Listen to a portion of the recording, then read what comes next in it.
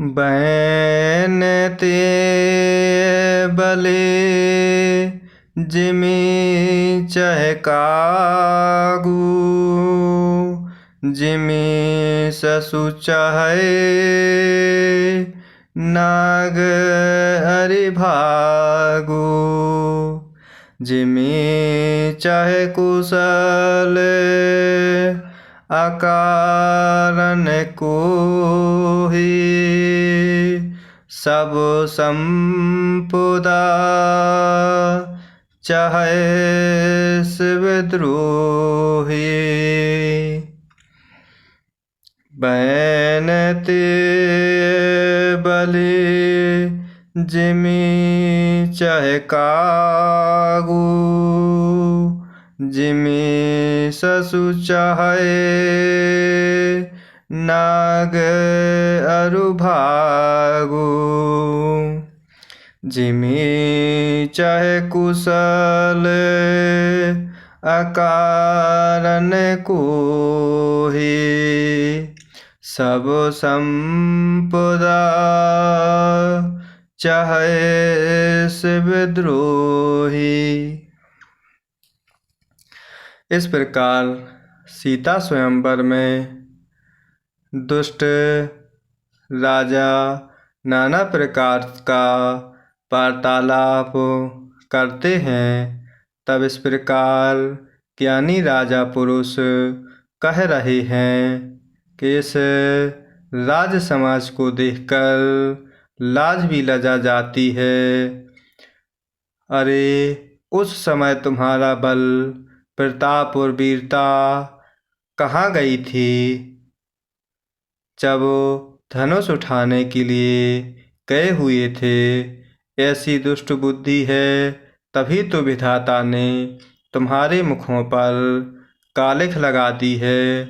और इस प्रकार ईर्ष्या घमंड और क्रोध को छोड़कर प्रभु का प्रेम पूर्वक दर्शन करो, जो प्रभु श्री राम के रूप में यहाँ स्वयं ही उपस्थित हुए हैं। इस प्रकार लक्ष्मण जी के क्रोध को अग्नि जानकर उसमें पतंगे की भांति मत जाओ। इस प्रकार कह रहे हैं कि जैसे करुण का भाग कौआ चाहे, सिंह का भाग खरगोश चाहे, बिना कारण ही क्रोध करने वाला अपना ही कुशल चाहे, शिवजी से विरोध करने वाला सब प्रकार की संपत्ति चाहे। लोभी लोलुपो कल की रति चाहे, अकलंकिता के कामी लहै, हरि पद विमुख परम गति चाहा, तस तुम्हारे लालचू नर नाहा। लोभी लोलुपो कल की रति चाहे,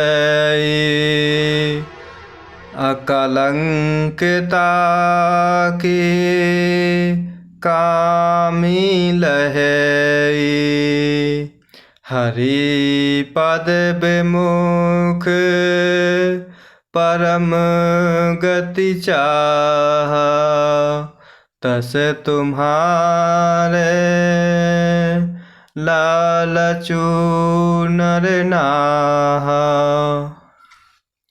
लोभी लालची सुंदर कीर्ति चाहे, कामी मनुष्य निष्कलंकता चाहे तो क्या पा सकता है। और जैसे प्रभु श्री हरि के चरणों से विमुख मनुष्य परम गति अर्थात मोक्ष चाहे। हे राजाओं, सीता के लिए तुम्हारा लालच भी वैसा ही व्यर्थ है। कोलाहलु सुनी सिय सकानी, सखी लवाई गई जहीं रानी। राम सुभाए चले गुरु पाहि, सिय सनेहु बरनत मन माहि। कोलाहलु सुनी सिय सकानी, सखी लवाई गई जहीं रानी। राम सुभाए चले गुरु पाहि, सिय सनेहु बरनत मन माहि। इस प्रकार स्वयंवर में कोलाहल सुनकर सीता जी शंकित हो गईं। तब सखियां उन्हें वहाँ ले गईं जहाँ रानी सीता जी की माता थीं। श्री रामचंद्र जी मन में सीता जी के प्रेम का बखान करते हुए स्वाभाविक चाल से गुरु जी के पास पहुँचते हैं। रानी ने सहित सोच बस सिया, अब धऊँ विधि काहे करनिया। भूप बचन सुनी इत उत तक ही, लखनु राम डर बोली न सकहीं। रानिन साहित सोच बस सिया, अब धऊँ विधि काहे करनिया। भूप बचन सुनी इत उत तक ही, लखनु राम डर बोली न सकहीं। इस प्रकार रानियों सहित सीता जी दुष्ट राजाओं के दुर्वचन सुनकर सोच के वश हैं कि न जाने विधाता अब क्या करने वाले हैं। राजाओं के वचन सुनकर लक्ष्मण जी भी इधर उधर देखते हैं, किंतु प्रभु श्री रामचंद्र जी के डर से कुछ बोल नहीं सकते। अरुण नयन भृकुटि कुटिल, चितवत निरपन सकुप।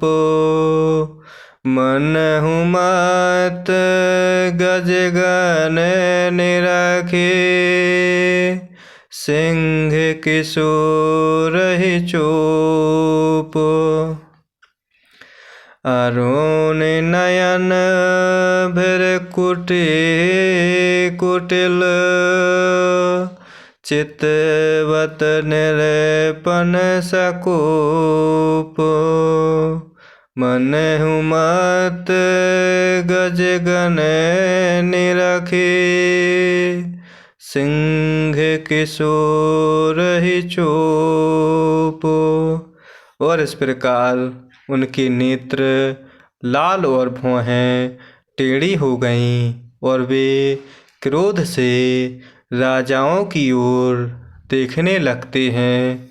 मानो मत वाले हाथियों का झुंड देखकर सिंह के बच्चे को जोश आ गया हो